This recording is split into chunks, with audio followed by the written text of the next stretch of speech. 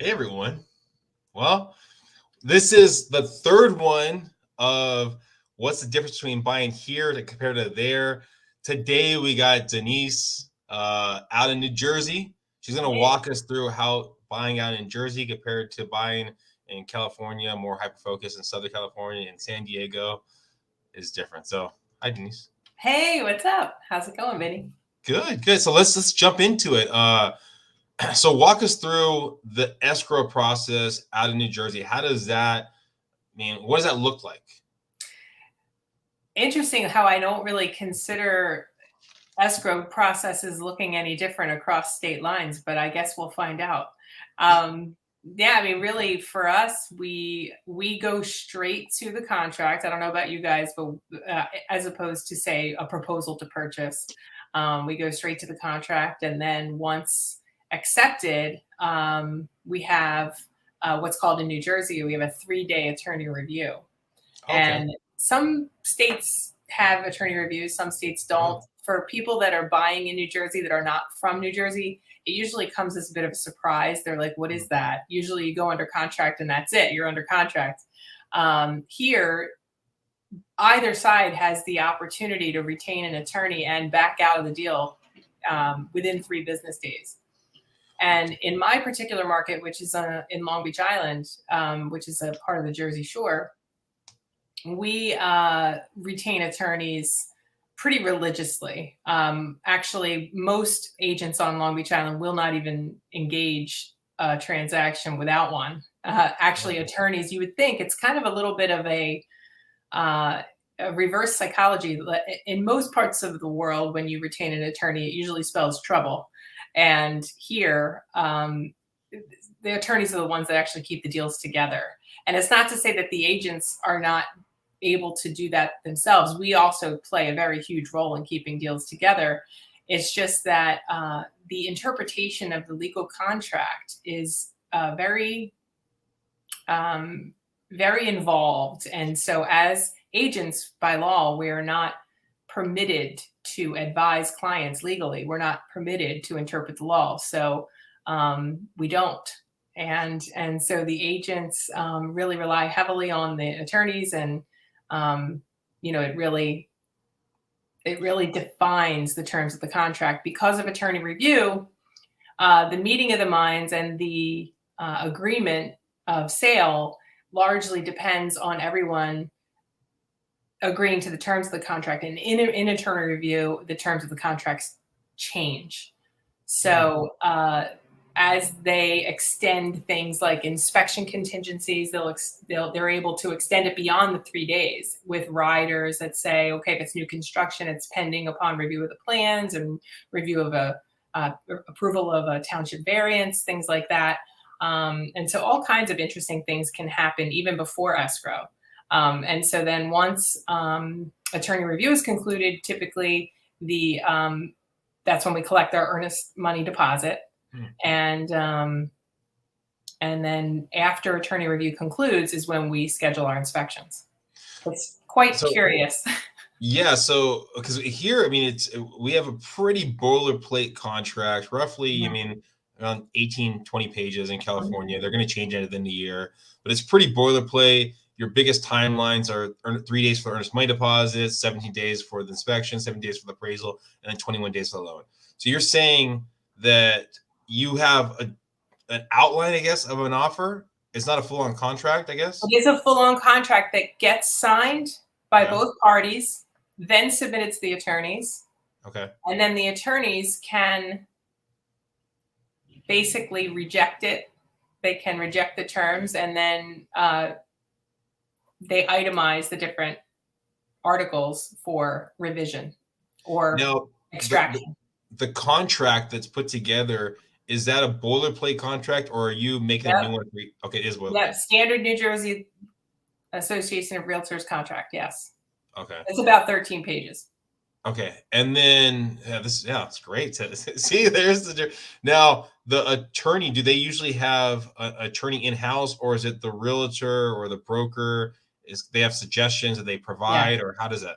So typically, what we do is, a lot of us agents work with similar. We have 2 or 3 attorneys kind of like lenders, like we have 2 or 3 that we really like that we often recommend. Except we really do leave it in the hands of our client. So if we say, hey, do you have an attorney you trust? And they say, no, do you have any recommendations? We'll give them 2 or 3 names, or, we'll give them a list of maybe 3 to 5 local attorneys that really understand coastal real estate, and all the implications with riparian rights and CAFRA laws and things like that, especially for waterfront properties.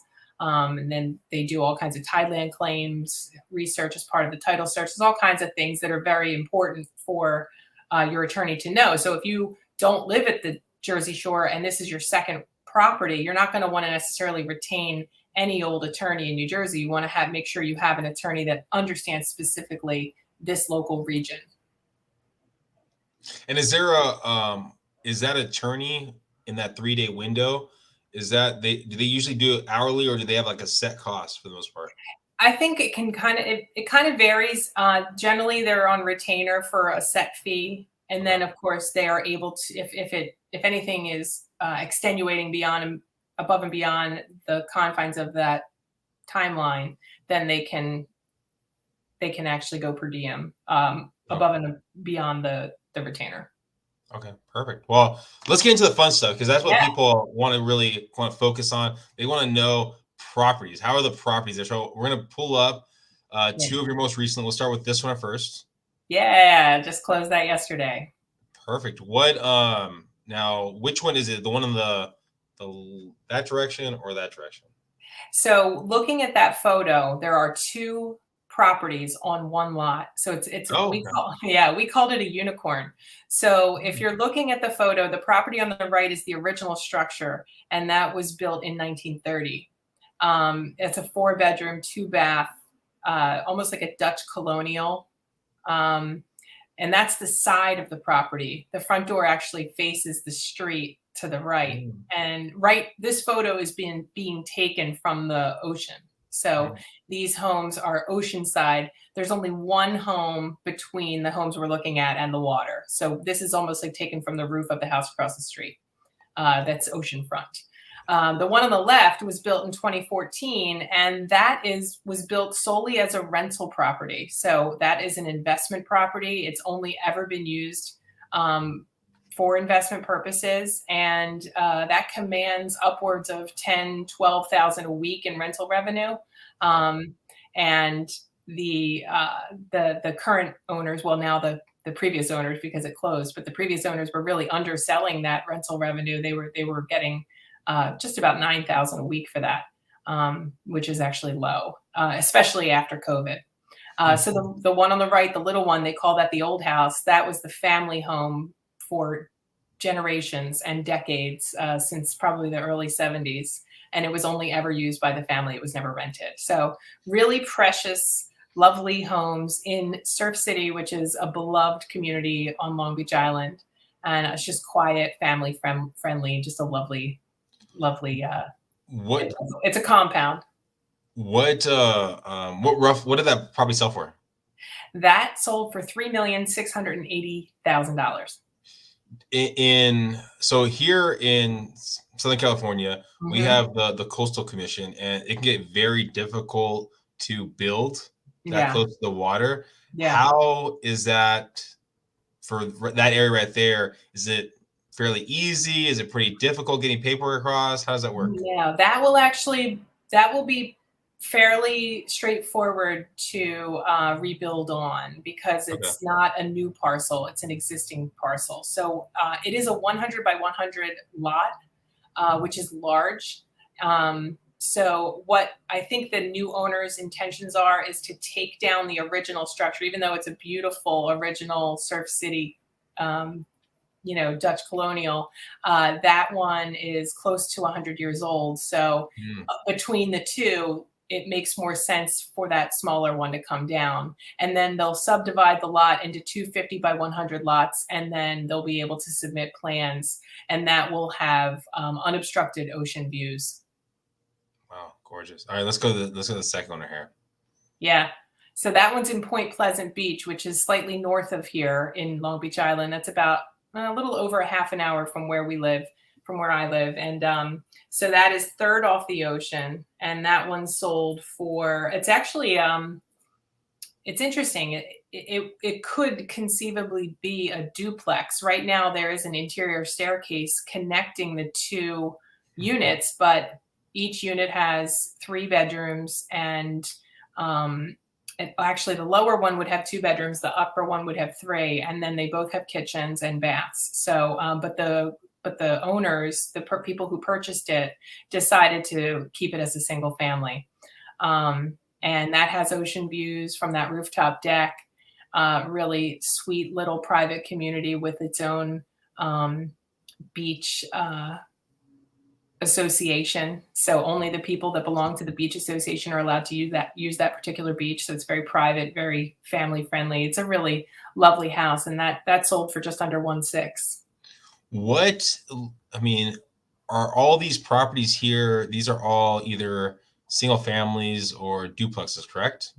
Yeah, duplexes are being phased out in a lot of the different Jersey Shore towns in favor of single family use. So Okay. there are some that are grandfathered in, but depending on the town, like I said, this is considered more of a northern beach. Hmm.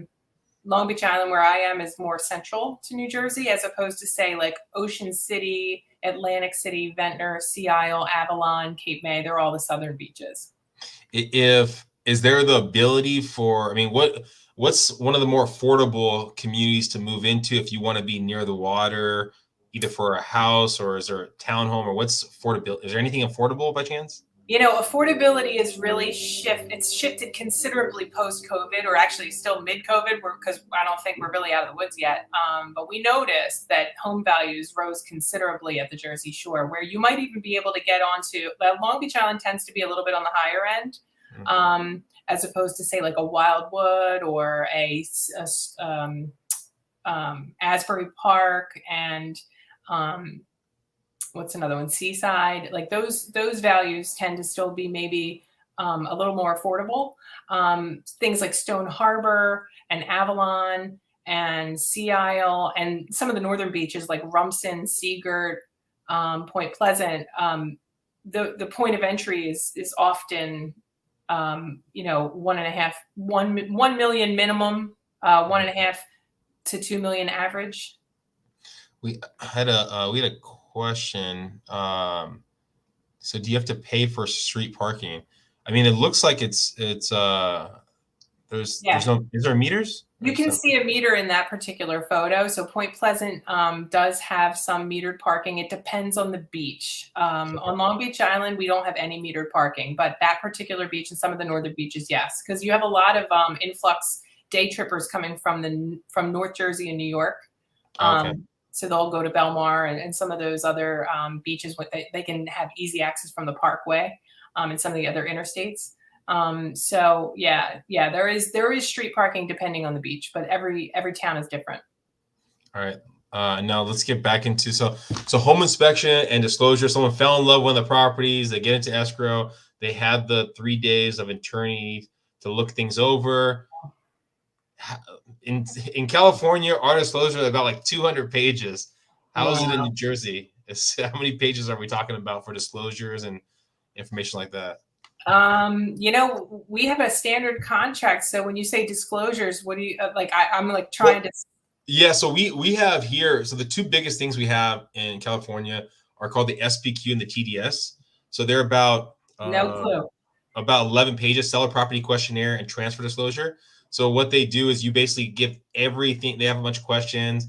Is it in a loud noises, this, and that, a bunch of questions, and then you give it over to the other side and say, and then now you're releasing, kind of telling them everything they know, so they can't come back to you saying that, hey, you didn't tell us this information. Fascinating. We have nothing like that, not to my knowledge. Oh, okay. So it's basically all on the buyer to do their own due diligence about everything with regards to the property. Oh, absolutely. In fact, I feel like I'm a little stupefied by that. I'm like, what? And I'm thinking, like, I hope I didn't miss something like that. It doesn't sound familiar to me. Yeah. So we have it's about 11 pages of just mean, there's a lot of disclosures that we give in California, but those pages are where the actual seller's writing everything they down and they know what the property, and so they give it to their side. And Oh, yeah, so wow. that's Yeah, I mean, they'll come down for maybe a second showing, and then they can sometimes get into conversations with some of the neighbors, like, how do you like yeah, living here? And yeah. but it is a due diligence thing, and a lot of anything regarding like disclosures, I feel, or even like waivers or anything like that, I feel like comes out a title like at the closing table. Oh wow, It's okay, nothing about like the neighborhood or anything. Like we might get like an HOA. If there is an HOA, we'll get that as part of you know, yeah, like the when opening. we're pulling all the contract information Yeah. together. That's part of what we have to supply to our buyers. I'm trying to think anything else that would be required. It's yeah, like Yeah. that's very interesting. Yeah, see, that's why I love doing these things, because you find out small things that we take for granted here, and then your other places it's totally different. And yeah, it's It's love not it. like a requirement, it's just good business to like give that information up front to your buyers to be, a knowledgeable agent, but it's Well, not like well, required. there's been like lawsuits out here in California where people did things that were unpermitted to the property, Oh, and they knew the facts that they didn't do it unpermit, or they did it without permits, okay, and well, by that's them not something else. disclosing it, huh? We have something in New Jersey called Oprah, Okay, and that pulls the open permits. That's like an acronym for like open permit resource. I forget what the actual acronym is for. Forgive me. They You can actually request a list of open permits, okay, and then as part of the attorney review provisions and requirements, that when both parties agree, it says, okay, all permits will be any open permits will be closed and approved and closed prior to closing, prior to the buyer taking occupancy. what That's, if if someone does something, I mean it sounds like if the seller doesn't do something without permit, they can be held liable later on, or is it next, even when it closes, that the buyer can go after the previous owner about that, or well, I how? guess there is a statute of limitations for things like that, except I would say that how the property will not close until, according to whatever the terms are Yeah. in the addendum, the, that we will not go to the closing table until that contingency is satisfied. Okay.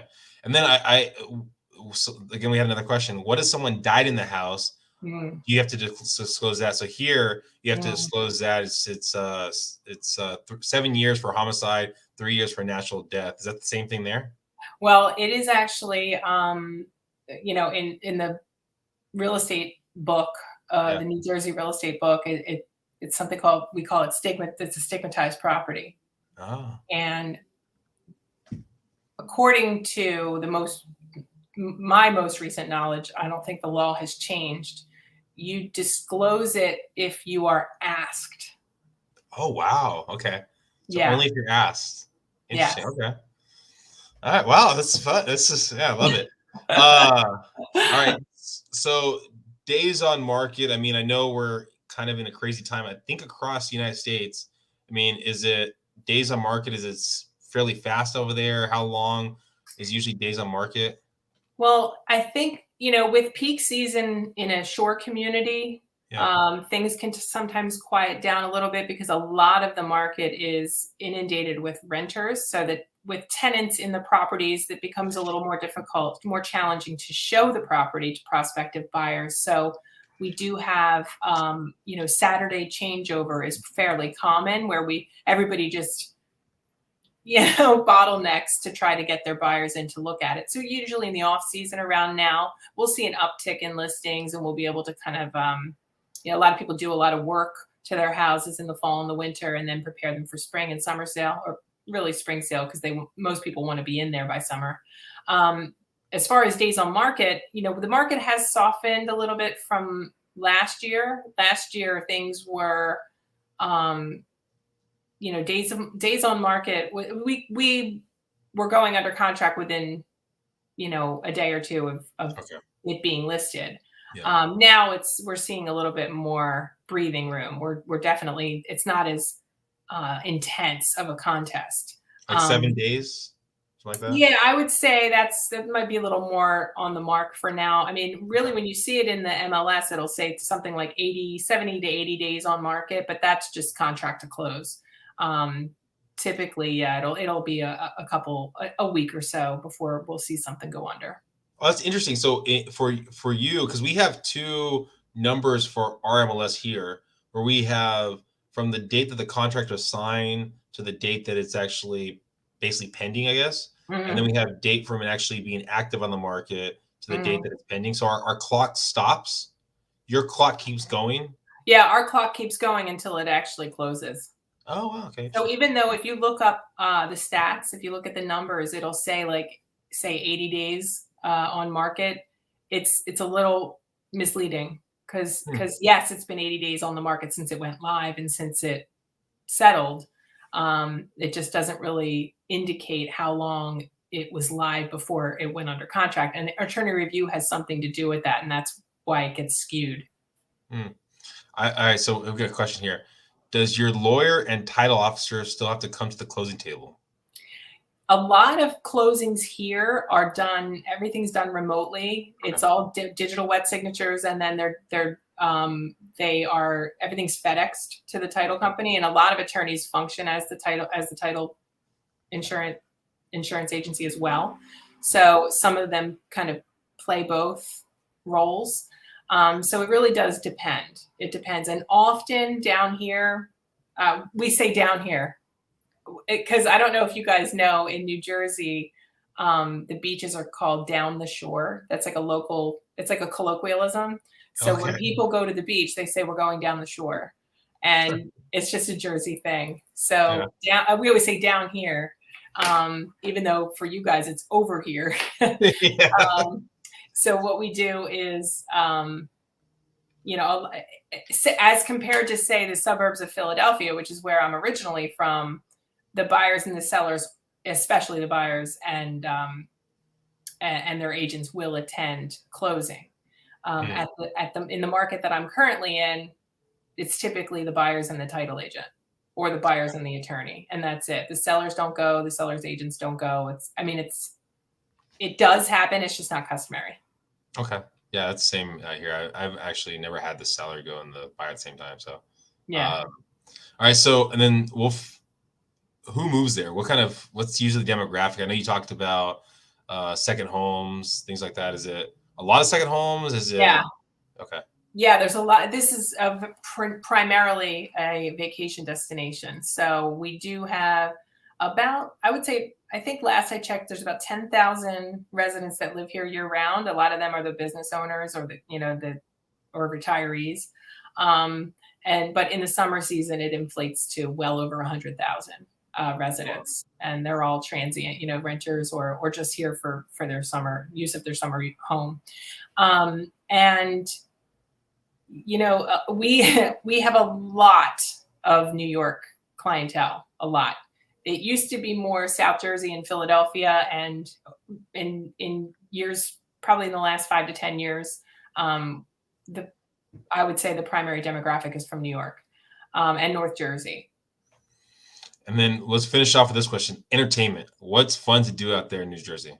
Oh, there's so much to do. A lot of Jersey Shore towns have something we call the boardwalk, which may or may not sound familiar. So a lot of amusement rides and boutiques and different places to eat. I saw Jersey Shore on MTV, so I know what you're talking about. You know what's funny is now where I am is Long Beach Island. We don't have a boardwalk. That's a big attraction for a lot of vacationers. In fact, like Ocean City has a boardwalk, Wildwood has a boardwalk. Those are the southern beaches. Point Pleasant has a boardwalk. A lot of families prefer that. They like the amusements, and they like that they can have something to do when they're on vacation. The people that come to Long Beach Island, which is where I live and where I work, that's why they come here, because there isn't a boardwalk. So it really largely depends on what your preferred form of entertainment would be. We have a lot of restaurants, we have a lot of shops, lot of miniature golf. It's a very active community, so lots of boating, kayaking, paddleboarding, fishing. It's just it's a very laid back town. In fact, Barnegat Light, which is the northern tip of Long Beach Island, is really an active fishing community. There's a place that they're called Viking Village, and that's where all the seafood on the island comes from. And in fact, a lot of the seafood in the Northeast is sourced there. Well, I'm sold. I mean, anyone listening right now, if you have any questions about New Jersey, confused about anything, or just want to know more about making the move or buying a second property, reach out to Denise. Her information is in the show notes. Thank you, Denise, for being here. Appreciate you. Thank you. Appreciate it, Vinnie. Have a great one, guys.